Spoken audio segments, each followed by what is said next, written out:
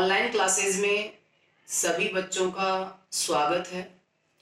बच्चों, अपना 13वां पाठ चल रहा था जिसमें पशु परजीवियों के अध्ययन के बारे में चर्चा हो रही थी, जिसमें हमने एक परजीवी के बारे में आपको बता दिया था, पिस्सू के बारे में। आज हम दूसरा परजीवी जोंक के बारे में चर्चा करेंगे। जोंक का नाम आपने सुना ही है। सबसे पहले तो बात करते हैं, इसका जो वैज्ञानिक नाम है हिरुडिनेरिया ग्रैनुलोसा होता है।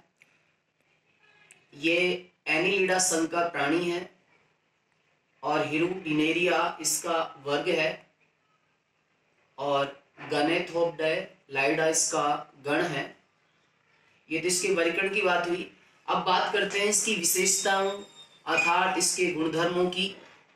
सबसे पहले तो याद रखना है कि यह झीलों, तालाबों तथा जो दलदली मिट्टी होती है वहां पर पाई जाती है।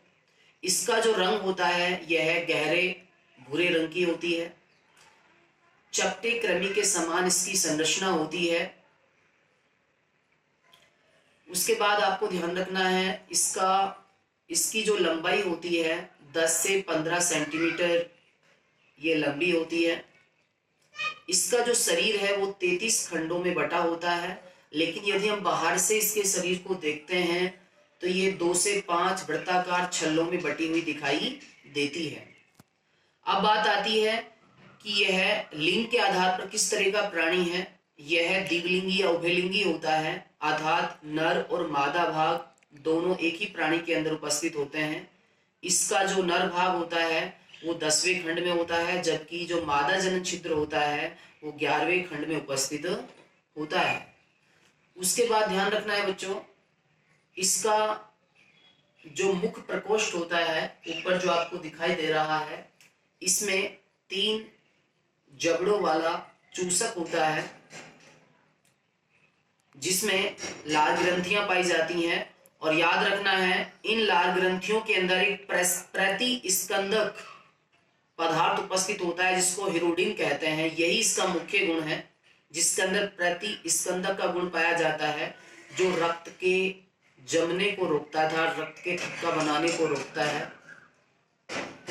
उसके बाद ध्यान रखना है बच्चों, इसमें श्वसन की बात करते हैं। जोंक में इसमें जो श्वसन होता है, ध्यान रखना है इसकी मोटी व चिपचिपी जो त्वचा होती है उसके माध्यम से इसमें श्वसन होता है।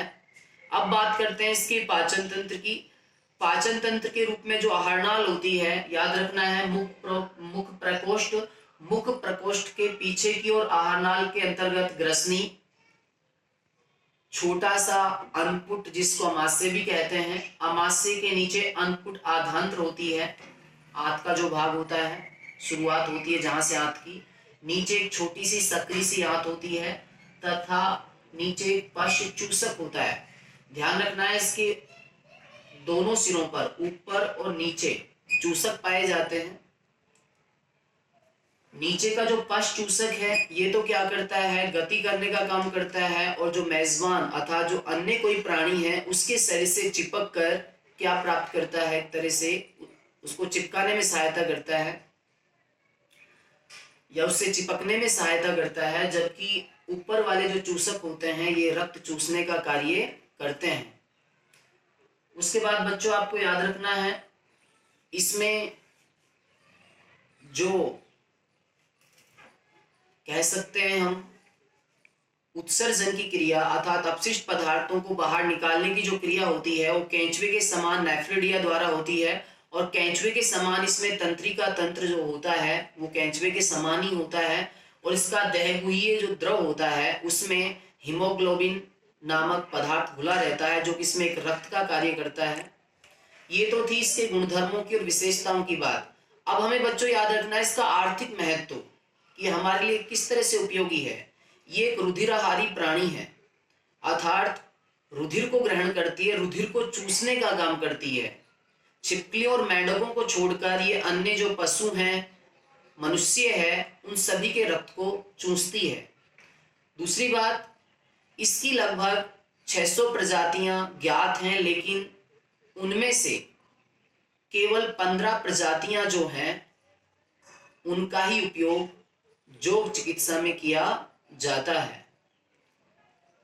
बताया जाता है कि इसकी जो लार होती है, लार में लगभग 100 बायो एक्टिव तत्व उपस्थित होते हैं, जिसमें मुख्य रूप से जो हिरोडिन होता है, क्या होता है बच्चों, जो हिरोडिन होता है वो क्या करता है, एंटीकोगुलेशन एजेंट के रूप में कार्य करता है, अर्थात रक्त को जमने से रोकता है। उसके बाद बच्चों याद रखना है आपको कि इसकी, मैंने बताया था थोड़ी देर पहले कि इसकी लगभग 600 प्रजातियां ज्ञात, में से 1500 प्रजातियों का ही उपयोग चिकित्सा योग में या योग चिकित्सा में किया जाता है, जिनमें से एक मुख्य प्रजाति है, उसका नाम आपको याद रखना है हिरुडो मेडिसिनेलस। हिरुडोमेडिसिनेलस, इसका उपयोग मुख्य रूप से योग चिकित्सा में किया जाता है। अब किन गुणों के आधार पर इसको योग चिकित्सा में काम में लेते हैं, ध्यान रखना है। पहला गुण, जिस सिर में जिस स्थान पर बाल कम आते हैं या कम उगते हैं, उस स्थान पर इसकी लार को लगाया जाता है और बताया जाता है कि कुछ दिनों बाद वहां पर बाल आने की पूरी संभावना बढ़ जाती है। अर्थात बहुत सारे व्यक्ति गंजेपन के शिकार हैं, क्योंकि उनके शरीर पर जो सिर होता है, उस सिर में कुछ फफूंद या कुछ डैंड्रफ वगैरह जमा हो जाते हैं, जिससे वो संक्रमण के शिकार हो जाते हैं, उनके बाल उड़ जाते हैं या गिर जाते हैं या झड़ जाते हैं। तो उस स्थिति में योग चिकित्सा काम में ली जाती है। दूसरी बात, आर्थराइटिस रोग। ये आर्थराइटिस जो रोग है, ये जोड़ों से संबंधित है, हड्डियों के जो जोड़ होते हैं उससे संबंधित है। बताया जाता है कि इसकी लार का उपयोग जलन और जो जोड़ों का दर्द होता है उसको कम करने के लिए भी काम में लिया जाता है। तीसरी बात, मधुमेह के जो रोगी होते हैं, डायबिटीज के जो रोगी होते हैं, आप जानते हैं इंसुलिन की कमी से होता है ये, तो इंसुलिन की मात्रा जब कम हो जाती है तो शरीर के अंदर डेफिनेट ग्लूकोज या कह सकते हैं हम कार्बोहाइड्रेट की मात्रा बढ़ जाती है, तो उनका रक्त गाढ़ा हो जाता है, जमने की संभावना रहती है। तो बताया जाता है कि उस स्थिति में यदि इस योग की लार का उपयोग उनके रक्त को पतला करने में अर्थात जमने में रोकने से किया जाता है, क्योंकि इसमें मैंने अभी थोड़ी देर पहले बताया था, प्रतिस्कंदक पदार्थ क्या होता है, हिरोडिन होता है। और हिरोडिन क्या करता है, मधुमेह के रोगियों का जो रक्त होता है उसको पतला बनाता है, जिससे वो जम नहीं पाता है, सुचारू रूप से शरीर में आता जाता रहता है। चौथी बात क्या है, कार्डियोवैस्कुलर चिकित्सा में भी इसका उपयोग होता है, क्योंकि हृदय संबंधित जो भी बीमारियां होती हैं उनमें भी योग चिकित्सा काम में ली जाती है। तो आज बच्चों हमने आपको कौन से परजीवी के बारे में बताया है, योग के बारे में।